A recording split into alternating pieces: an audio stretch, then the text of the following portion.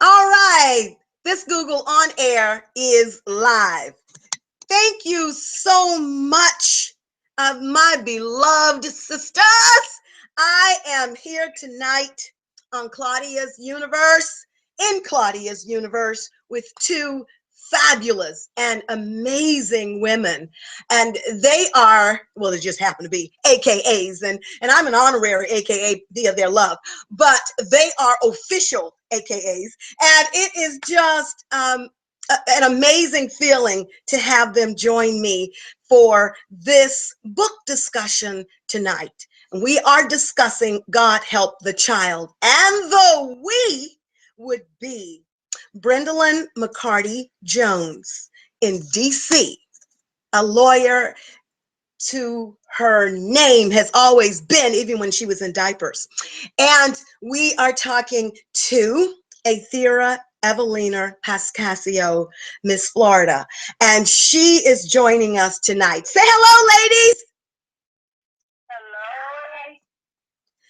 Hello. Awesome, awesome. Okay, so we are in various places in the country, folks, because right now I am in Alabama and Brendolyn is representing DC and Athera is representing Florida. So we're here and I'm placing this speaker, this phone right near the speaker so you can hear them. Okay, now, ladies, how do you feel tonight? I feel great. Awesome. I feel awesome. Yes, yes.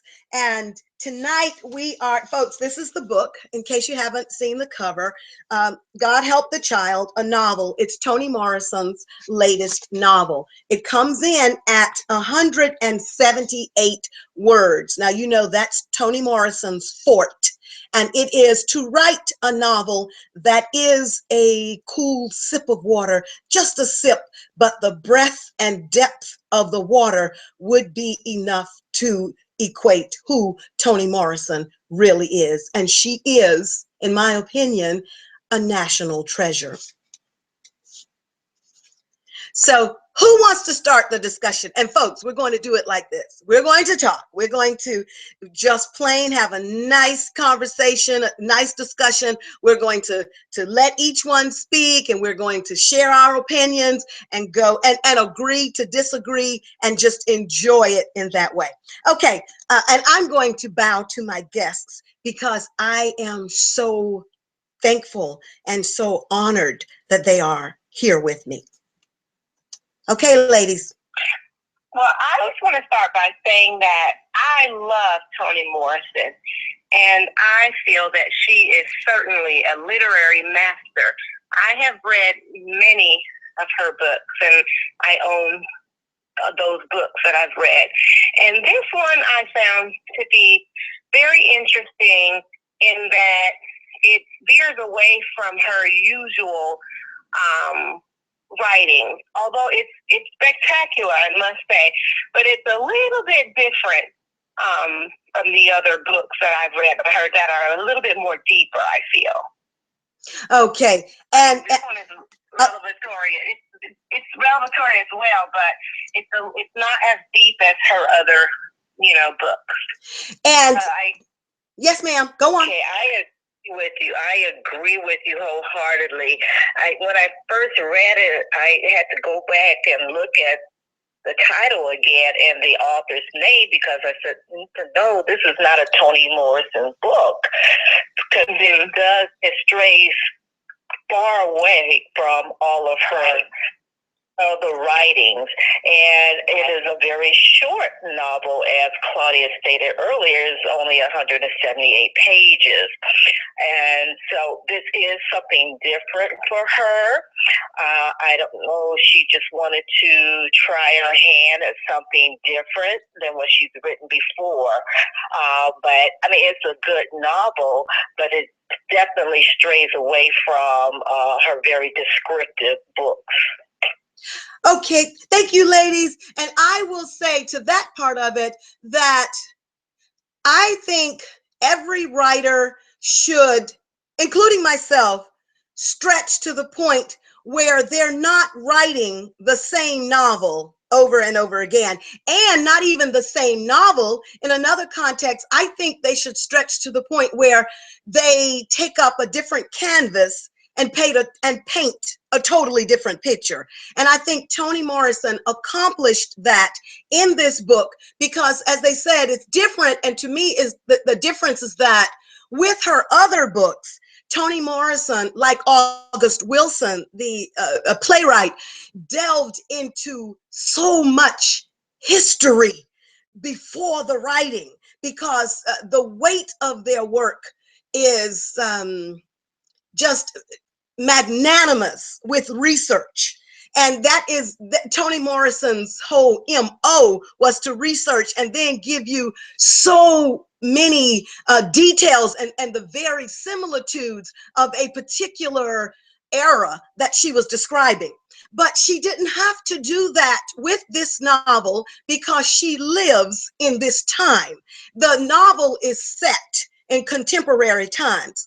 So with that in mind, I think she wanted to give her audiences something where you didn't have to sit with a tome that would explain the period or give you some inkling of what she meant by this particular thing.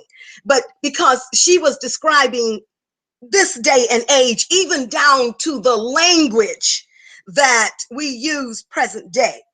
So yes, ladies, I would concur that she went out on the waters and did something totally different. And I just admire that. I admire that. And I would say that and I'm going to go back and let you guys take it away again, but I would say that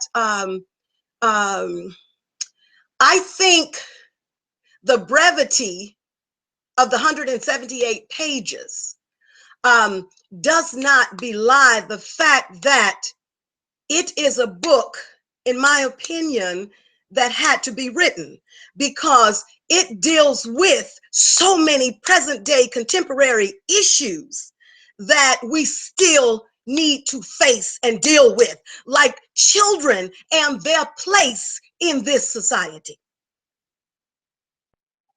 Now that I do concur with, and I do have a fondness for the slight variation with this novel, and the fact that it does parallel with so many of the current issues in society, and not only that, personal people that I know of. I can parallel a lot of what has happened within this novel to some of the people that I know. So that made it a lot more interesting for me also. Absolutely. I could, oh, I could just resonate with so many things, even down to Bride's business. Bride was in the beauty business.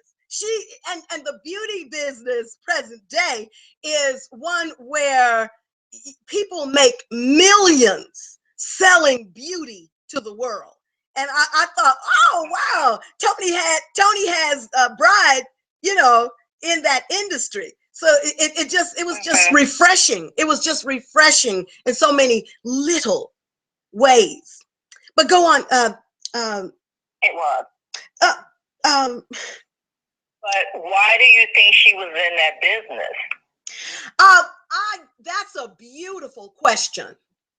And there, I'll bow to you if you would like, or if you would like me to continue.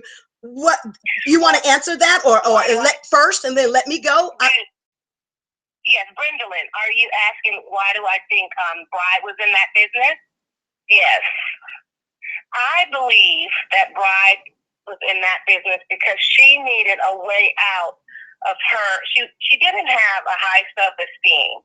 And so I believe that because she had been getting so many compliments on her beauty and the exoticness of her dark color, and the fact that she had these beautiful features and all that we think in society is beautiful, the nice hair, the satin hair. And so I believe that she was in that industry just to capitalize on the fact that, people felt that she was beautiful, but she didn't really feel that way. And that's the way I saw it as well, because she did not think that she was. And so, but that was a way of yeah, I guess I don't know if it was comforting to her or how she looked at it, but I think that was the key point of it, and that she absolutely yes. I think that expanded her mindset towards herself in general. Even though she had not arrived at that point earlier in the novel as feeling like I'm this beautiful specimen, but later on it did. I think it did come through for her, but she needed that industry to assist her with that belief later. That's exactly how I feel. Exactly. And if I remember correctly, though, didn't her mother tell her at times that she wasn't beautiful? Yes, absolutely. Her mother never made her feel beautiful. In fact, her mother pushed her away from her. I feel she never showed her any affection. She was just this dark child and somewhat of like a taboo, I feel, in the mother's eyesight. You know, she didn't want to welcome her into, she didn't have any type of, you know, loving feelings toward her, I don't think. It was all about her color. And so Bride, she didn't feel a sense of attachment to her mother at all because of that. And she even changed her name later. Exactly. Now, did you ever have the opportunity, you mentioned earlier that you read a lot of her books. Did you read Tar Baby? Mm-hmm. I have not read Tar Baby. I do have it. But I have not read Tar Baby. Claudia, did you read Tar Baby? Yes, ma'am, I did. I read Tar Baby, and Tar Baby is like a sweet perfume that yet reminds me to this day that Toni Morrison, to me, one of her many, many skills would be to write about Black women in this society and to somehow elevate them when she writes about them, to let them know that those Black women, she doesn't typically have protagonists who are very fair-skinned, usually hailed as the most beautiful. She has chocolate black-skinned beauties that somehow she leads them to realize just how beautiful they are. Which, forgive me, let me go back and say about your first question, your question about why was she in the beauty industry. I bow to both of you. I say I concur. I agree with you. She would have to be, to me, to be in the beauty industry, because here is a Black woman who is strikingly beautiful, jet black skin, silky hair, as Sathira said, beautiful eyes, beautiful features, one who is so beautiful, she does not even require makeup. So, and she's in a makeup industry, but she outshines even her own industry. But yet, ironically, standing up in that industry, in a culture that glorifies white beauty, she was deemed ugly all of her life, beginning with her mother, because her skin was so black. So what other way to tell Black girls and Black women in this society you are beautiful than to put them in a novel, paint them black, call them what she calls them beautiful, even though other people would call them not so, and let them stand up in that novel and walk towards the understanding that they are beautiful. What better industry to put them in? Exactly. Right. And I see that common theme right now.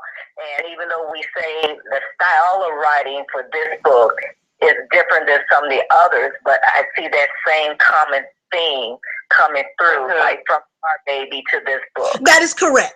Okay. That is correct. And I want to say that thank you for bringing that up and noticing that parallel. To me, it can be a theme that never ages, because as long as you have Black women in our society, Black women who are deemed to be less than, behind, way far from the spotlight of what's supposed to be beautiful, somebody will need to write about it to remind little Black girls and Black women, you are beautiful. Just like you, Mrs. Pascasio, when you went to school today and reminded yesterday and the day before, and reminded the little black girls in the classroom that they were beautiful. And let me tell you something, ladies. It's to me beautifully ironic that a white man told her to, in order to help change her image and even her thoughts about herself, get rid of the colors and start wearing white and no makeup, because you are beautiful, and you're gonna take your blackness and make people to see how beautiful you are, paralleled against white. But see, that's an interesting point as well, because she took that, I mean, she just flew with that. She began to wear all white. It was as though she needed that validation. I don't know whether it's because it came from the white male, as you pointed out, but I mean, it feels as though she needed that validated in order to soar in the industry, in order to soar in her life. Do you think that's true of women in society today? I think that many times all of us need validation, and it doesn't matter from where it comes. It could come from your mother if she's living, it could come from a sister, it could come from a total stranger, it could come from anyone. But many times, living in a society where you're looked at as less than and behind the norm of beauty, for anyone to come up and say you're beautiful and you latch onto it and believe it is a blessing. I remember walking Stone Mountain once, walking Stone Mountain with Chicken and Glenn, and they're our sisters. And I was walking and talking, and a white man was across the two-lane road on the other side of the strip of the mountain, and he looked over and smiled, and my sister and I looked at him like, what is his problem? Okay. And he looked again, and then he said, do you know how beautiful you are? You are beautiful to me. Do you know? And I looked at him like, what? Who is he talking to? He said, I'm talking to you. And I just thought, it just sat with me for a long time. And then I began to think about it in a rhetorical way, in a philosophical way. Do you know, Athera?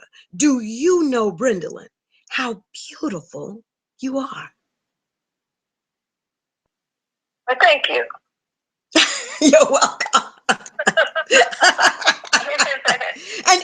and Bride truly needed that. May I ask a question? What do you ladies think about her concept of wearing white and changing her name from Lula Ann to Bride? To me, that was deep mentally. I mean, the construct surrounding that mentally is just because she allowed the way her mother reared her. She didn't even allow her name. Her name was Lula Ann. She didn't allow that name to grow old with her at all. She changed her name. Yeah. So the way her mother treated her really had such a gross impact on her life. She didn't allow Lula Ann to grow up. She called herself Bride. You're right. You're so right. And Lula Ann herself didn't allow Lula Ann to grow up. She said Lula Ann had to stop right there where she was, and she had to become. Right. In other words, she Bride claimed herself when she renamed herself. And so many times we have to claim her. Sophia claimed herself. When Sophia was released from that jail and whipped the mess out of her Bride and cried about being in prison for so long and wasn't able to cry, and now after she whipped her, she was able to cry. She reclaimed herself in the beatdown, after the beatdown, when she beat Bride down. And that's why I put that quote on my author Facebook wall, because it's one thing to be free, and it's another thing to claim yourself in that freedom. But she allowed a part of herself to be lost in that. in doing so and making that choice to disallow Lula Ann to become a woman. It was as though she turned her back on her childhood. She didn't know how to embrace it. She didn't know how to allow it to become a part of her as a woman. Or maybe she, didn't want to because it was a horrible, horrendous experience for her. But she lost a little bit of herself doing so. I think she had to leave the child that sweetness raised to tuck her head and lower her eyes and get off the street for white boys so they wouldn't hurt her and step back and not say anything. I think she had to leave that child behind in order to become the woman she was to go on the journey to find. She had to leave her behind. Right. Because I think the whole novel, which makes me really see that it is deceptively simple, but it's really not simple, because the novel is a journey novel. Typically, when we think of a quest or going on a journey, we think of men leaving home, leaving a country, and going a job or a livelihood, and going on a journey to find out something about himself and other people or his people. And it's a definite type of novel. But in this particular situation, Toni Morrison has a Black girl, a Black woman, to leave behind the girl she came from, to reclaim herself, to go on a journey and find herself. When she found Booker, demanded his love, and met his auntie, and came into the magical realism that she was now leaving girlhood, which had taken her over twice, in the magical realism of her breasts receding and her pubic hair disappearing, when she was becoming a girl again. So when she went on the journey to find who Bride really was, and she walked that journey down after all the things she was going through, then magically she began to change bodily, because she was in a place of home. She was literally the woman that Booker said he didn't think she was, which is why he got up and walked away. Yeah, I'm glad you mentioned that, and you described it the way you have, because I was a little confused with that part when she was losing the hair and talked about the breast, because I really was lost at that point.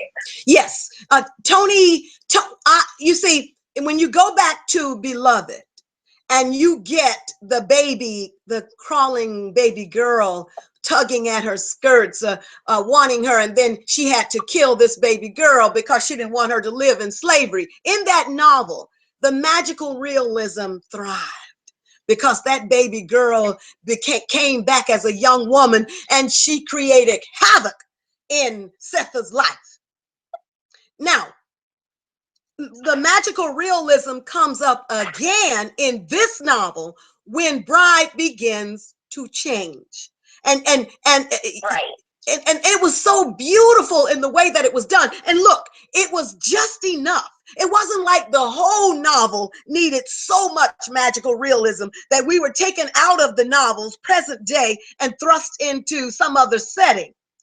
It was just enough to make you ponder, like, oh my gosh, she's literally losing it. As though she was shedding layers. Exactly. Through those series of events that happened. Absolutely. Absolutely. And I really loved Bride's fearlessness. And you would think Bride would not have been as fearless as she proved to be, coming out of the rearing that she received from Sweetness. But when you go out to walk down a lover who has left you, to find out why he left you, you are fierce in love to want to do that and to listen to the call of love within to say, go find him and find out why he left you. Yes, I love that about her. She evolved a lot through the series of events in the book. She evolved. I love the way her journey led to the people it led to. It was a white girl who found her in the car with her foot in a precarious situation and that she could not release herself from the car. It was a little white girl. And if you remember the little white girl in Beloved, remember the one that liked velvet? Remember the little white girl in Beloved who found Setha in the woods fleeing, and she was pregnant, and the little white girl helped to nurture her and was telling her that what she wanted, all she wanted in life was a bit of velvet material, and that was just her heaven. Well, that little white girl came to Setha's aid. The little white girl in God Help the Child came to Bride's aid. And she went back and got her daddy, or the man who was taking care of her, and brought help. And Bride was thinking, oh my God, what am I gonna do? Oh my God, I'm off in this place and there's nobody here but me, and now there's a white man at my window. But he came with help on his mind, brought her back to his family scene. I loved it. I loved the fact that she took you out of the contemporary scene, and then she placed you in a rustic environment. It was almost like she pulled you back through time, because they didn't even have a television. They were living very simply. And I loved it also. I loved it that this little girl came to love Bride and understood the power of love, how transformative love was, when love would spring up out of seemingly nowhere and put its very life on the line so that you could live. When Bride went for a walk with that little girl, Raisin, when she went for a walk with Raisin, and the white boys threatened to shoot them, and Bride, without even thinking about it, stepped in front of that little girl. That little girl understood. This is my black lady. She's my black lady. And that is how she referenced her. Yes. Yes. And see. So what do you feel about that? The way she referenced her. I loved it. I loved it because that little girl did not have a lady. Her lady was gone. That little girl was a little girl who, to me, was tied in with the theme of the novel, God Help the Child.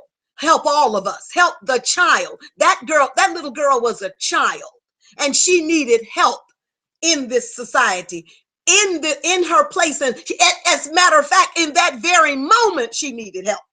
And Bride was there for her. And when Bride was growing up, she needed help. And sometimes sweetness was not there for her, but she still grew up. But she still made it. So God helped the child. God is, look, that theme references Booker's little brother when he died at the hands of that killer. God help the child.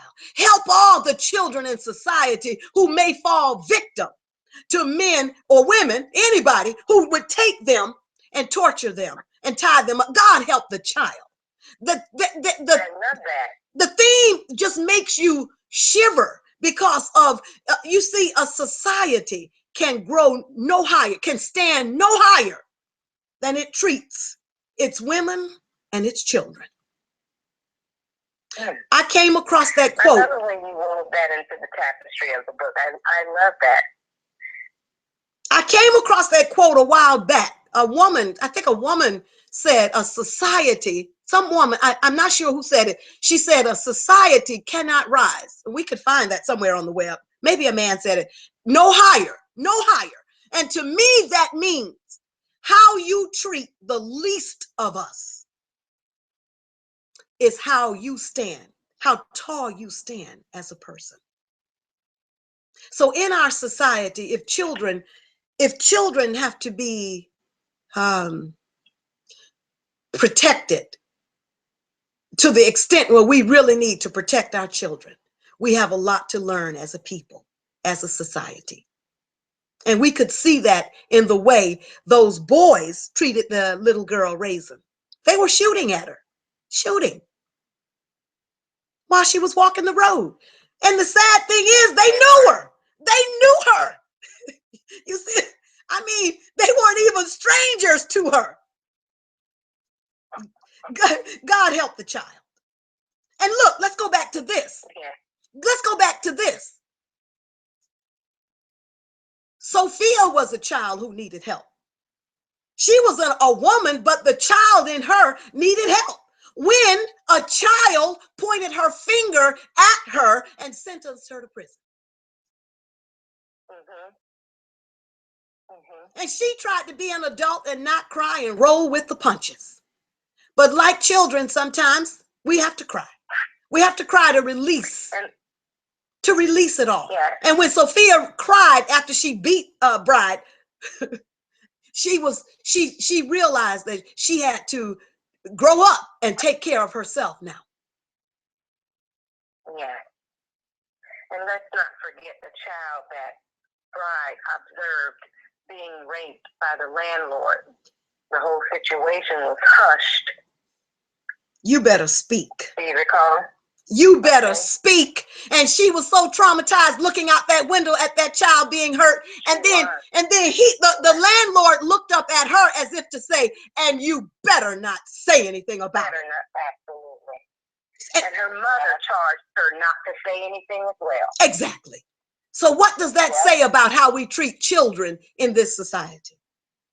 Absolutely. The name of the book is profound. God help us. Let's start with the first chapter. The first chapter with Sweetness disclaiming all that was her part in the rearing of that child, Bride, Lula Ann. It wasn't my fault. It wasn't my fault. I did this. I did that. I was light-skinned and her father is light-skinned. And then this baby came out so black, I could barely have her suck my breast. I mean, she was just so black. Well, you know what? The theme started in the first chapter. God help the child. Mm-hmm. And the theme went straight on through the book to the end of the last chapter when Sweetness got the letter to say that Bride was having a baby. And Sweetness said, she didn't say anything about the man, but I wonder if he's as black as she is, because if so, that baby might have a hard time. But today's times are different. It may not be, it may not have such a hard time. Once again, even at the last breath of the novel, the theme rang true. God help the child. Yes, it did. Yes. Mm-hmm. Yes, indeed. And Brooklyn. What did you all think about Brooklyn? Was she a nice sidekick for Bride? I thought Brooklyn was a great best friend. Brooklyn made me feel like we all of the characters, all of them, we do the best that we can do. Sometimes she judged Bride. Sometimes she did. And sometimes I could feel jealousy. Sometimes I could feel jealousy in what she said. But she wasn't predominant. No, she wasn't. No. I felt that, like most of us, we're not. It's human. I'm not overly judgmental. Right. But I'm going to speak, and say what I'd like to say. Yes, because we are human. And Brooklyn was human in that sense. And when and you know, when your friend, when you're standing beside your friend, and she's really beautiful, and Brooklyn was okay, but Brooklyn wasn't described to the extent where you had two strikingly beautiful women standing together. Sometimes you can have a tad bit of jealousy, but that she wasn't really developed enough for me to say that she her character. She wasn't that developed in the book. Okay, then I will concur with that, but I will say that for all of the characters, they seem to be doing the best that they could do in the shoes in which they were standing. Because some people could lash Sweetness and say that heifer, she could have raised that baby in a better way. She could have been a better mother. She did such and so. She should have known because her mother even disappeared into white culture and didn't look back. And she had to la la la. But we could also say that Sweetness was raised in the society in which she was raised. And if you weren't yellow, and if you weren't high yellow, and if you had features that were broad and big lips and whatever, you caught a hard time. And if you weren't, you said, oh, thank goodness. And that is what she came out of. And that is what she walked forward into. And I'm sure that's why she got the mate that she got. But she wasn't expecting the baby that she got. But perhaps she was doing the best she could do in her shoes. And mind you, her shoes changed. Her shoes changed. Because when she got to that nursing home and realized, okay, wait a minute now. Bride doesn't even come to see me. But I'm glad she sends me money because I now have things that I want. And I like the periodic letter, but I really wish she would come around more often. Then I think she realized that the way she raised Bride made for how Bride dealt with her as an adult. Yes, absolutely. Absolutely. So there was some distance between them even in Bride's adulthood. You better believe it. And she had created it. Sweetness created the distance. Absolutely. And from the very beginning. From the very beginning, she created the distance. She created it so much so that she told Bride not to call her mama, mother, because that would create problems around them.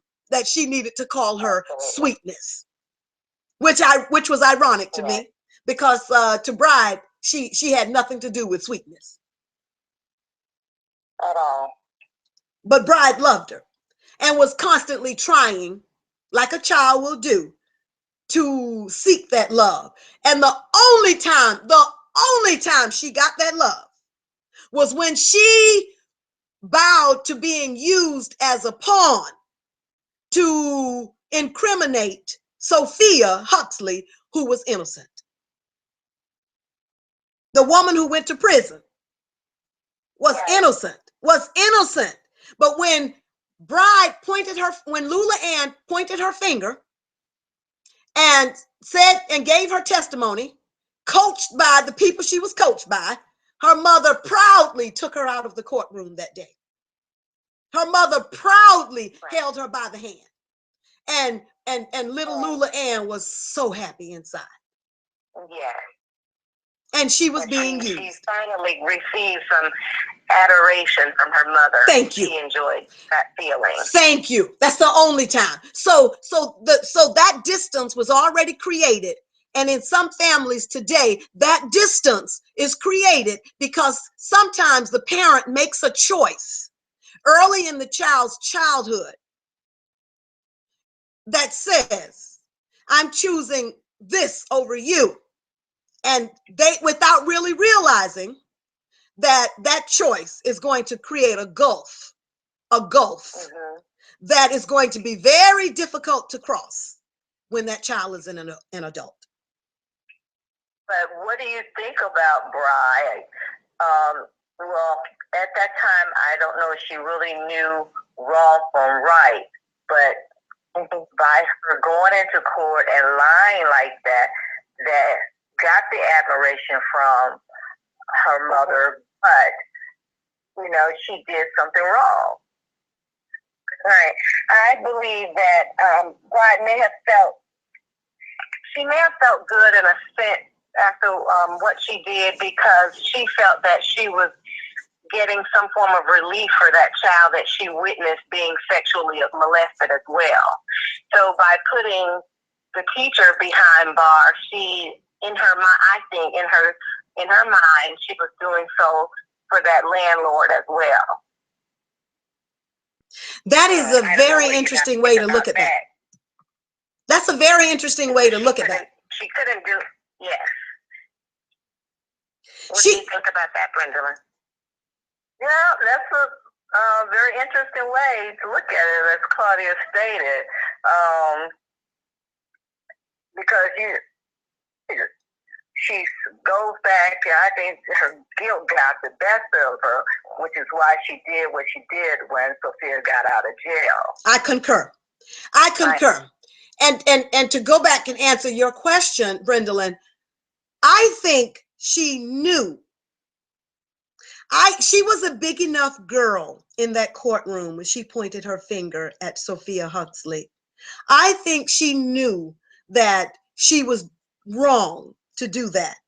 But as a child, how are you going to stand up and tell a woman that you've been trying to receive her love for so long?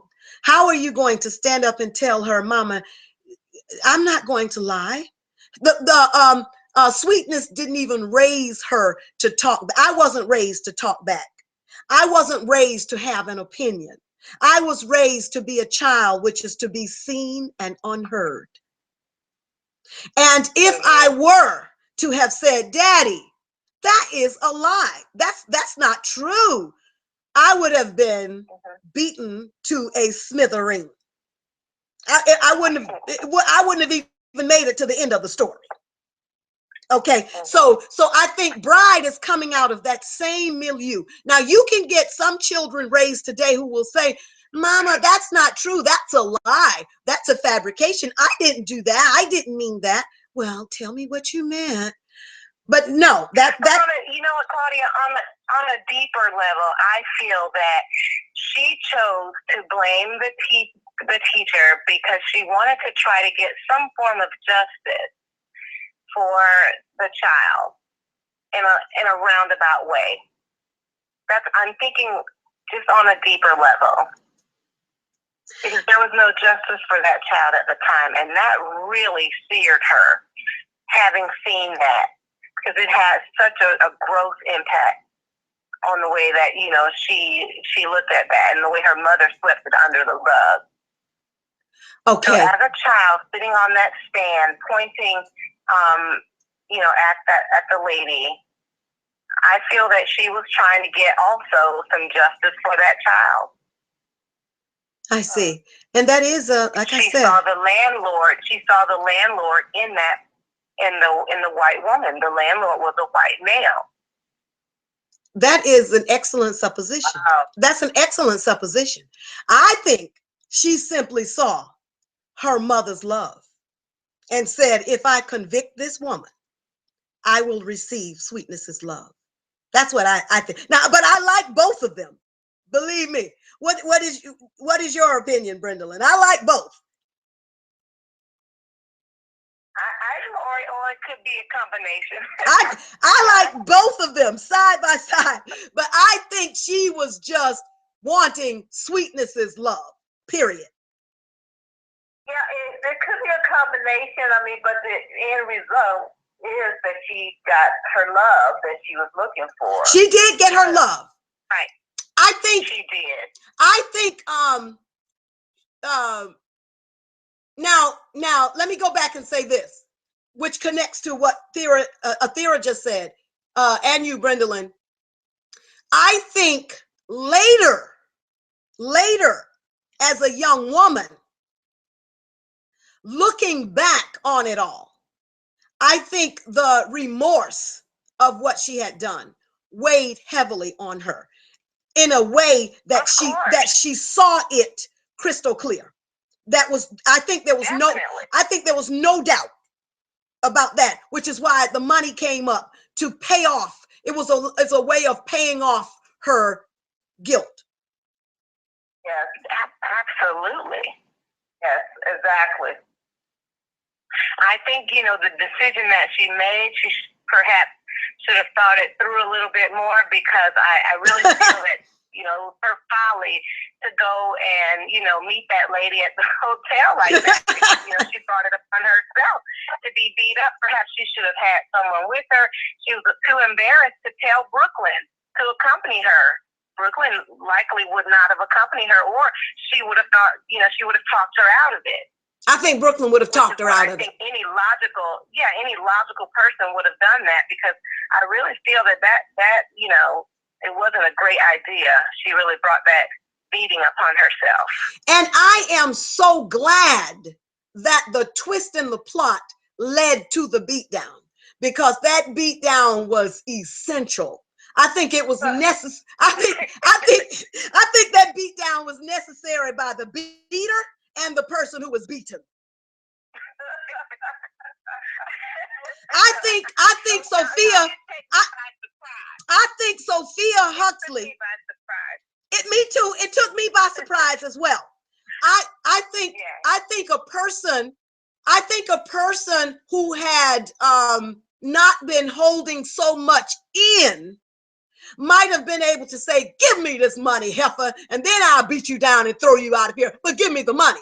But I think Sophia Huxley was so diminished from the whole idea of having been imprisoned for so long for something she did not do, that I think she couldn't even see the gift horse when it looked her in the mouth.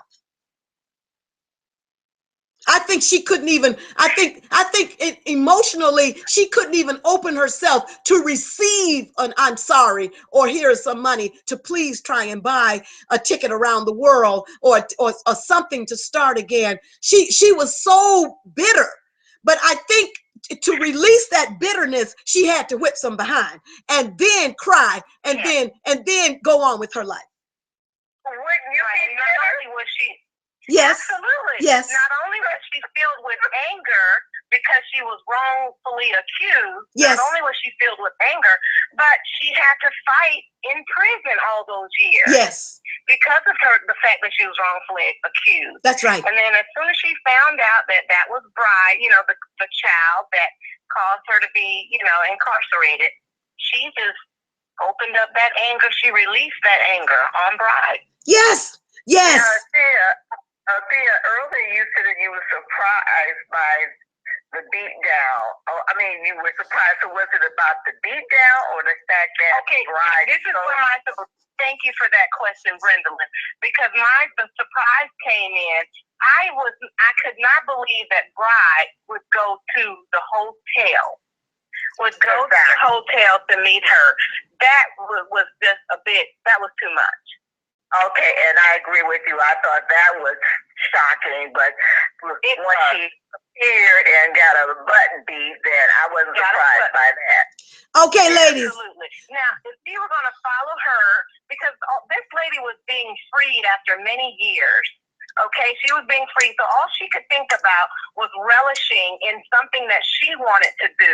And all she wanted to do was go and eat what she wanted to eat, and as much of it as she wanted to go back and relax in her freedom and, you know, just enjoy herself. And here comes Bride knocking at her hotel room door. That was surprising. That was surprising. She should have had an accomplice with her. Bride was so preoccupied with Sophia Huxley that she went to the prison first. Yes, she did. She went to the prison first because as a reader, I was thinking, why is she going to a prison on this beautiful day? Of all places, why is she going to a prison?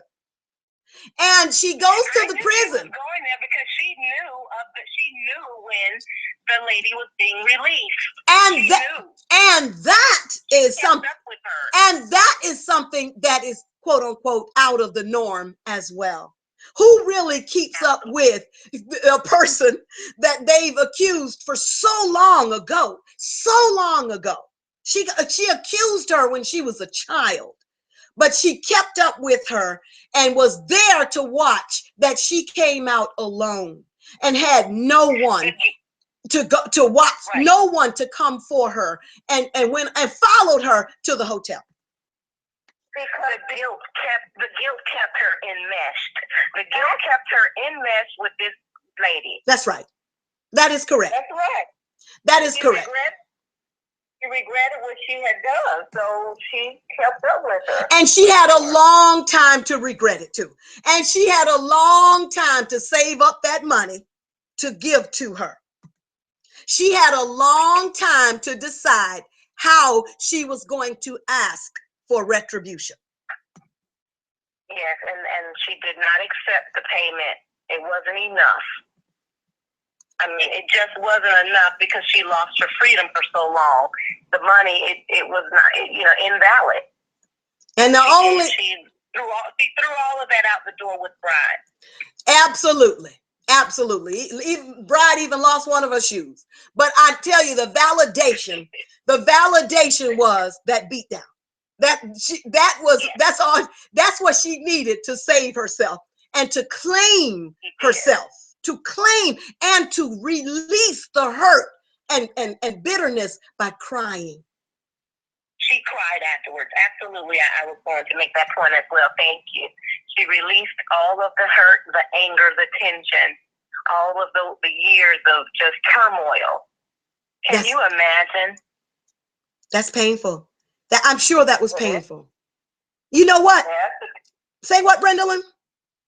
It has to be painful. It's definitely not anything I want to experience. No, ma'am. Absolutely not. No, ma'am. No, ma'am. But Bride, Sweetness had her pain to bear for the way she raised her baby, her only baby. Bride had her pain to bear, and Booker had his pain to bear. And Booker's pain came with his brother. Yes, it did.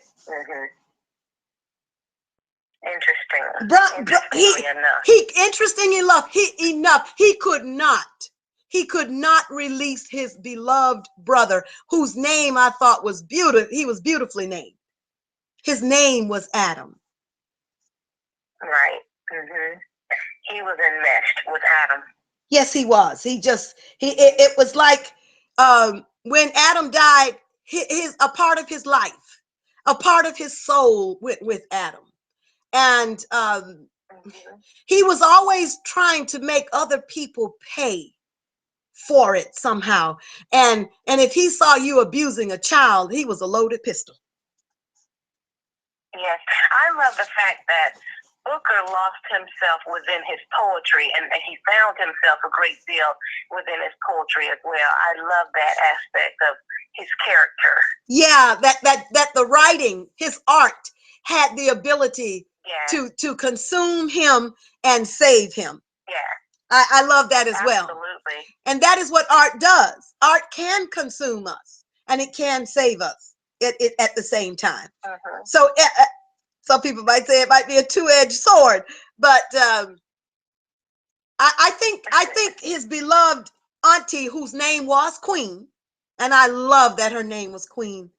Diane's friend's name is Queen, but and Jaslyn's granddaughter's name is Queen, but Queen was the one who planted the seed in Booker, whose name is my grandfather's name, in Booker's ear and in his heart, to never let Adam go. But he took it literal. He didn't mean it to be taken literal. That's right. He took it literal. Absolutely. And he could not live his life. He could not fully live his life because he took it that literal. You're right. But I tell you, ladies, I loved it when she wrote, Booker got up and left because Bride was not the woman he thought she was. And then Bride said she wasn't even the woman she wanted to be. She didn't even fight with that. She said she wasn't even the woman she wanted to be. And at the time that I'm reading it as the reader, I'm thinking, maybe it's about her self-esteem and all of this and her guilt for putting this woman away and her shame and all of that. And then I realized, continue to read, she wasn't the woman she wanted to be. She needed to stand up within herself and claim herself and claim we're out here in society. But do you really claim yourself to go out and stand up and be and do what you want to do and be who you want to be as a person?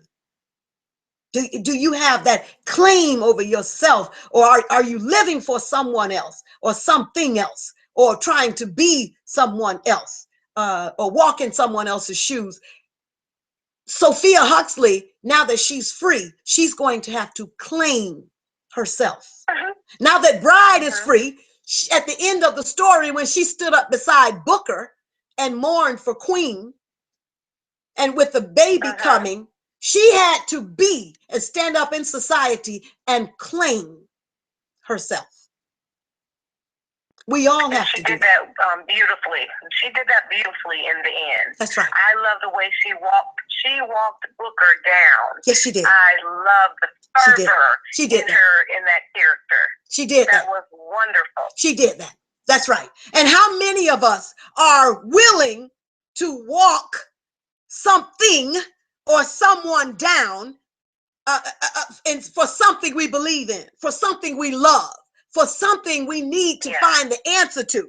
How many of us would have said, oh, he's gone, so what? He didn't want me. I don't want him. I don't care why he left. I don't need to know. She needed to know. Because she didn't even bother Booker when he would come in. Booker said he liked that about her at first. She wasn't even all over him talking about where you been, what you been doing, all of this. She loved him freely, simply. But he needed to move away from her. And I love this part, ladies. Sometimes you need to move away from your situation to see clearly. To see it clearly. And that's what he did. He had to move away from her. And then in the moving away, she had to move towards him to see clearly.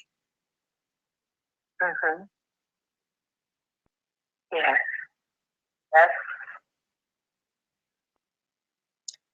You know, I truly enjoyed the stream of people throughout the book, particularly the auntie.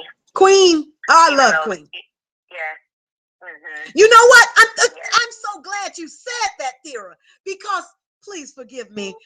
I'm excited here. I'm so glad you said that, because Queen made a decision in her youth when she was having all those babies to claim herself.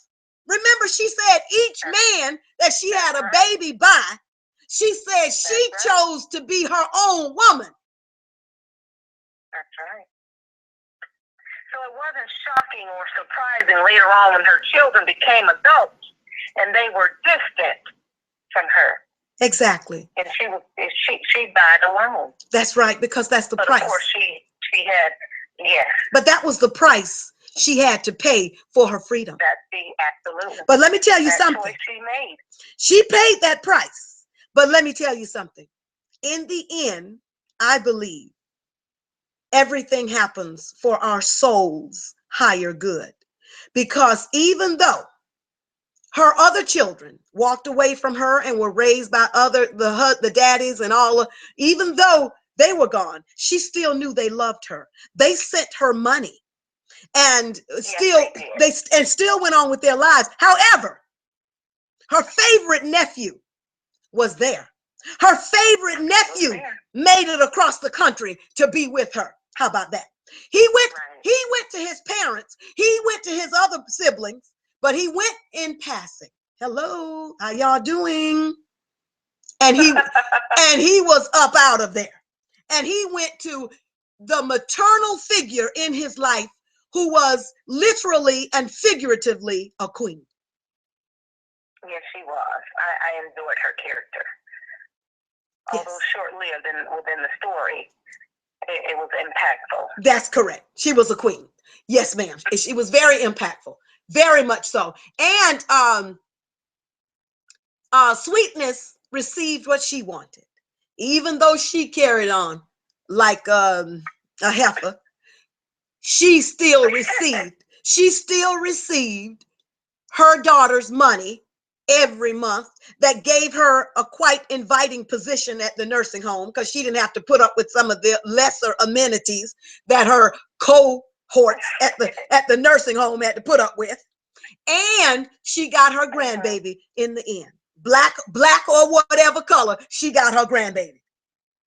And Bride got Booker. She walked him down. He still loved her. Booker got Bride. They got their baby together. The family moved on together, even though Adam died. But when we die, our loved ones must move on. They moved on. That little girl, Raisin, she might not have had a mama, but I tell you what, life opens up for all of us. And there she had a mama who loved her and a daddy. Now, tell me what you thought about the fact that Raisin or Rain, whichever name you want to go by. I love both of them. I loved both of them. She never called Bride by her name. She always said, "My black lady." I looked at that as something that was elevated to nobility, because whenever you add "my" to something, it's a ownership. It's a possession, and not in a way that says this is my dog, in a sense that this person does whatever I want them to do. Get over here, you cuss. This is my cuss. It was elevated to my lady, and I'm going to get it right so you all know this is my black lady.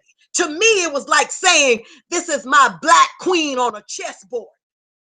It was like saying this is my black princess.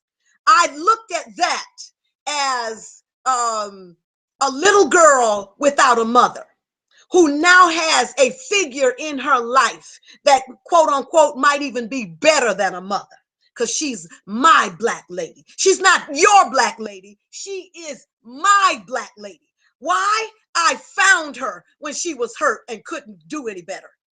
I was with her when she was healing. She helped me out and talked to me when I was with my family, alone and isolated, even with a couple who were loving me. She came and talked to me. Everybody else was busy. She came and took walks with me. This is my black lady. I like that. Yeah, I concur. I definitely feel it was a testament to her admiration for Bride, from a child's context, definitely.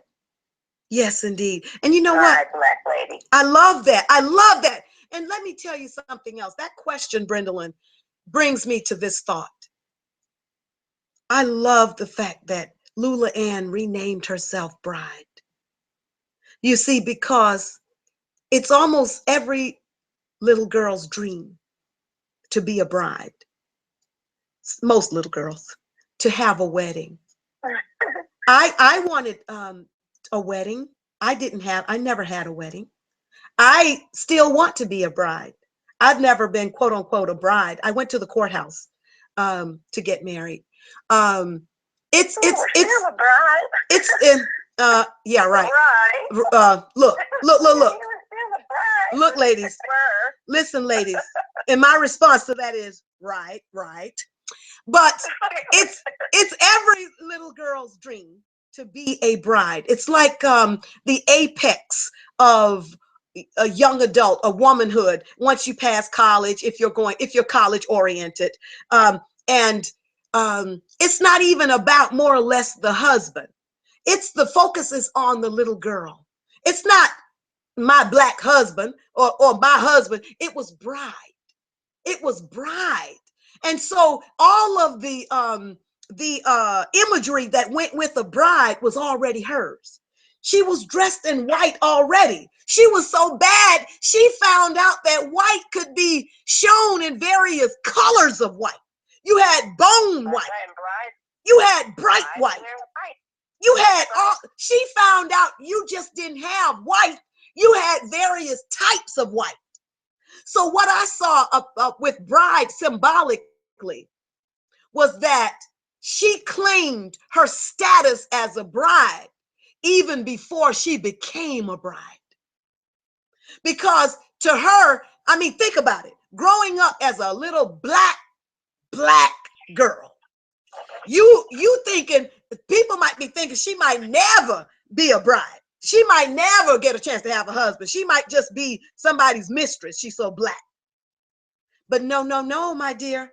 She was that little girl, Raisin or Rain called it out when she said, this is my black lady, because baby, she was going to be some man's black lady, because she was going to be Booker's black lady. I love the. You know what? I like how you compare her as a child and the bride, but I didn't look at it that way. I didn't look at her as all little girls wanting to be a bride and get married.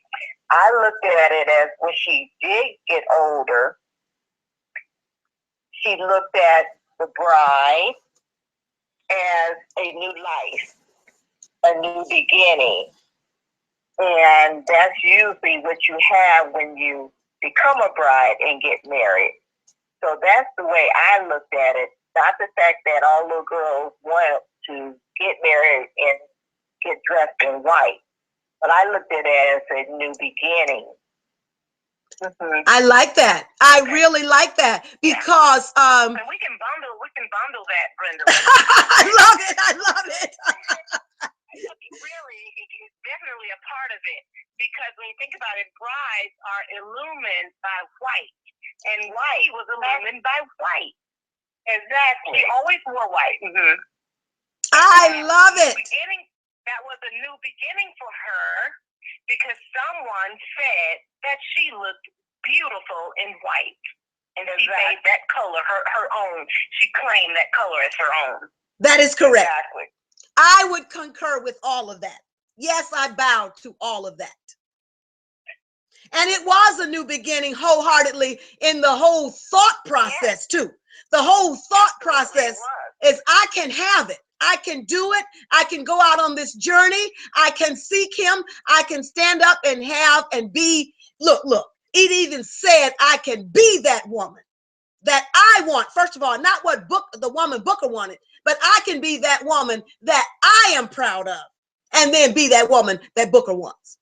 Yes, it was a new beginning. Yes. And I think she needed to have that new beginning and that new mindset to catapult her on the journey to her groom. Uh-huh. Because if I'm not mistaken, the gentleman told her about wearing the white and directed her in that before she went on her journey.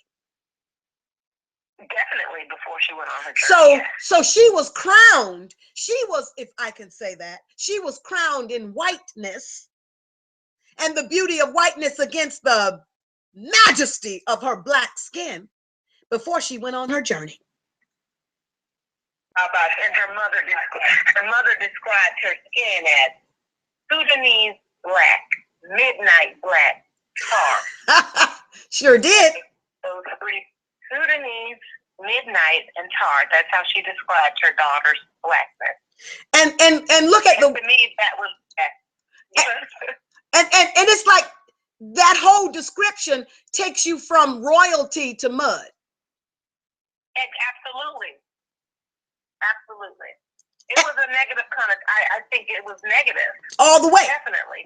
And she might not have even known that when she equated her with Sudanese, that is like the undiluted blackness. Right. And she didn't even recognize, Sweetness did, that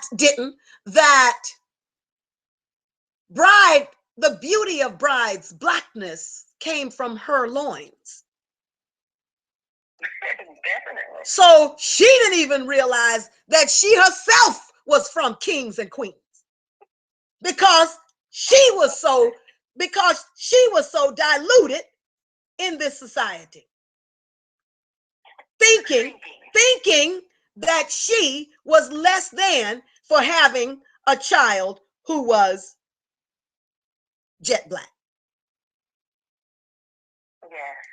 And it begs the question, do you know how beautiful you are? Mm-hmm. I believe that tainted mental construct is still within our society.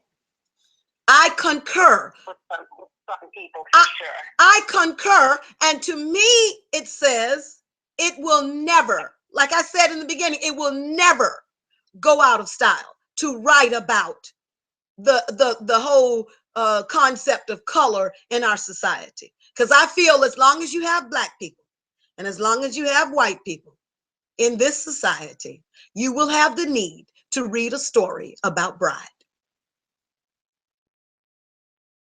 As James Baldwin said, as long as you are forced to think that you are white and think that I am less than for being black, there's a problem.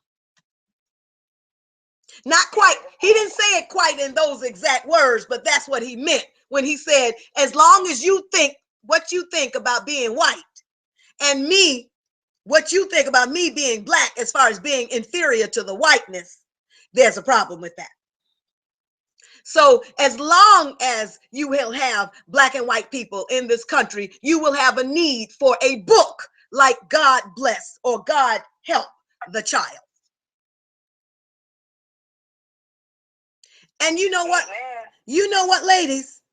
I will say that this book is more than just a cool sip of water.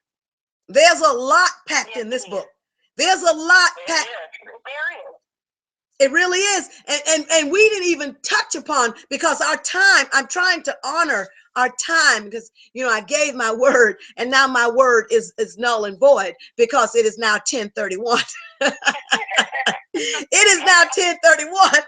But this book is not to be read with a cursory glance. This book packs a mean sneak attack punch. Oh, yes, it does. And there are a lot of sentences in this book that you just want to pull out and just go through one and dissect it. And one I want to ask you about before we get off the phone is that when Bride was traveling to see Booker. Yes. Okay. Remember when she stops in this restaurant and has something to eat? Yes. She described she had a white omelet, no cheese. Do you remember that conversation with the waitress?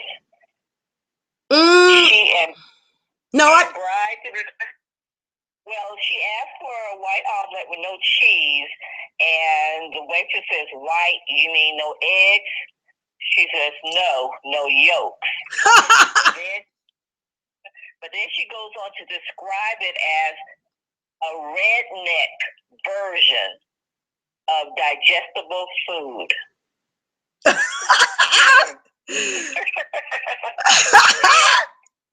Love it. I love it.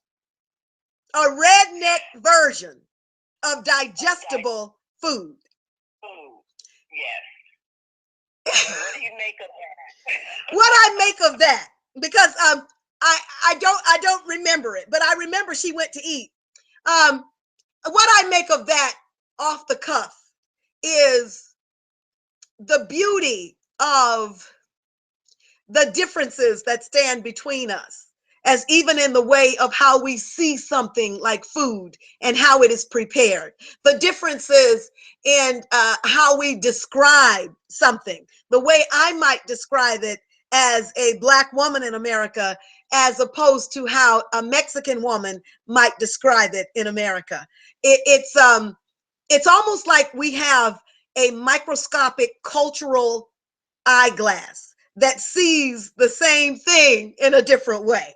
And the beauty of that speaks to me, Toni Morrison's eye for detail, to be able to write something that, quote unquote, let's say, some might say that that's a minuscule detail, but it's not really a minuscule detail. Really, no detail is minuscule because it's there for a reason. And as a writer is writing, everything has to support the structure. And that's what I read once when I read about Toni and her writing and was teaching Toni in school. Toni believes as a writer that every word has to support the structure of the story. And if it doesn't, it has to be thrown out. So that detail Toni put in was significant. It had its place. And to me, that is that place. What do you think, Athira?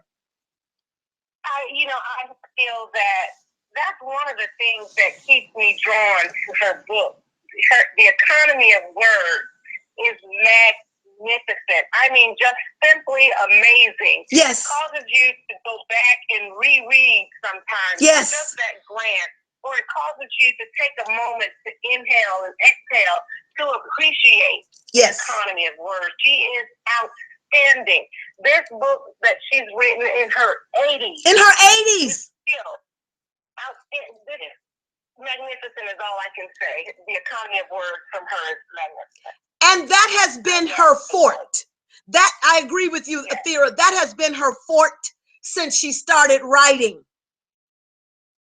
And I will say, to honor Brendolyn's question and to honor the beauty of words for the three of us, I will say, to end our discussion, I would like to, if you would honor me, find one area in the book that you would like to read. One, if it's one sentence, two sentences, but as Brendolyn said, there were, because we are talking about Toni Morrison, there were so many places I wanted to stop and just read it and mull over it and taste it in my mouth and say it and hear it and feel it in my soul. So let us do that. And I have my book, and I am looking for mine right now. Please do the same, ladies. And let us end on that note with each one sharing something. Thank you very much, because I do have something that I would like to read. Thank you. It is short, but it is powerful. And Toni has it right in the beginning of her book. Oh, hit it. It's a quote from the Bible, Luke 18:16. Suffer little children to come unto me, and forbid them not. And that, thank you, to me is the theme of the book and the theme in the title. And it's like a wind that blows through the entire book. That's right. It is like a refreshing, a breeze that says to each child who needs to come onto spirit, I have you. I have you. That's it all. Beautiful. Yes, it does. I have you. Thank you, Brendolyn. Thank you.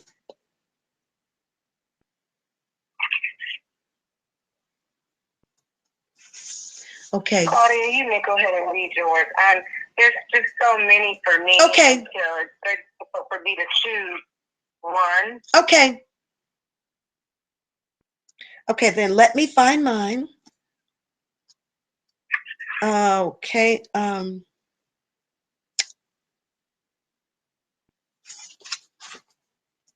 didn't anticipate having to, have. Oh, I did. I knew I was going to. Oh, I did. I didn't say anything, but I anticipated it because when you're discussing a novel, you have got to be able to pull something out to find something that you want to share. And in this forum, this is the first time that I've discussed a novel in an open forum. And you did a magnanimous job. And I truly enjoyed it. Thank you. You did a magnanimous job. Yes, you did. Okay. I have a few questions that she posed in the first chapter. Okay. Can you imagine how many white folks have Negro blood running and hiding in their veins? Yes, 20% I heard. My own mother, Lula Mae, could have passed easy, but she chose not to. Oh my goodness, that's right. The whole crux of the blackness in the story about who could run from it and didn't, and who ran from blackness, who ran to blackness, who decided to stay and stand up in the beauty and fierceness and ferocity of blackness. Yes, it walks right hand in hand with suffer little children to come unto me. Yeah. And this is mine. And it says, complaining about her mother, she told him that Sweetness hated her for her black skin. It's just a color, Booker had said, a genetic trait, not a flaw, not a curse, not a blessing, nor a sin. But, she countered, other people think racial. Booker cut her off. Scientifically, there's no such thing as race, bride. So racism without race is a choice.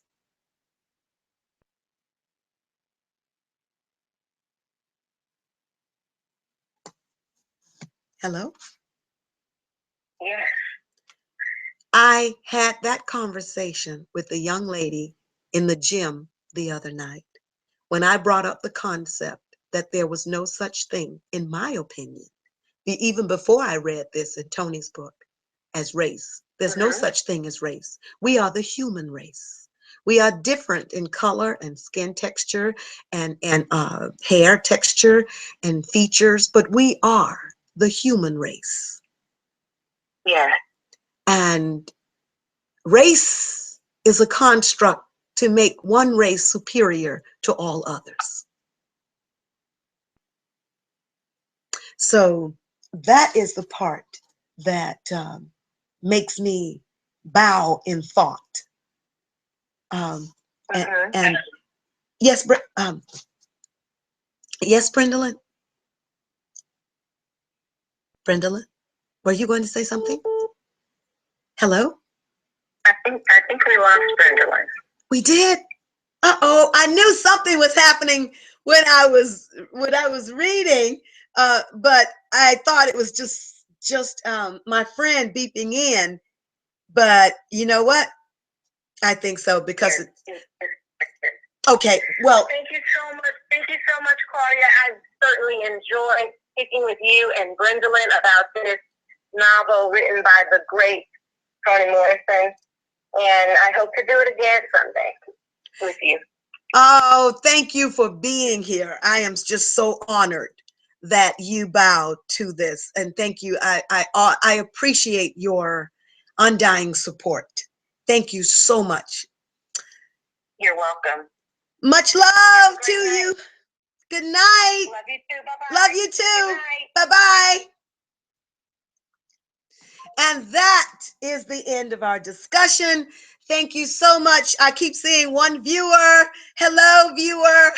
Hopefully, you will go back and watch the whole discussion from beginning to end and see what we were talking about here. So go back and watch our discussion. Listen to it. Love you so much, everybody. Bye. That's my sister calling. Okay. Love you. Bye-bye.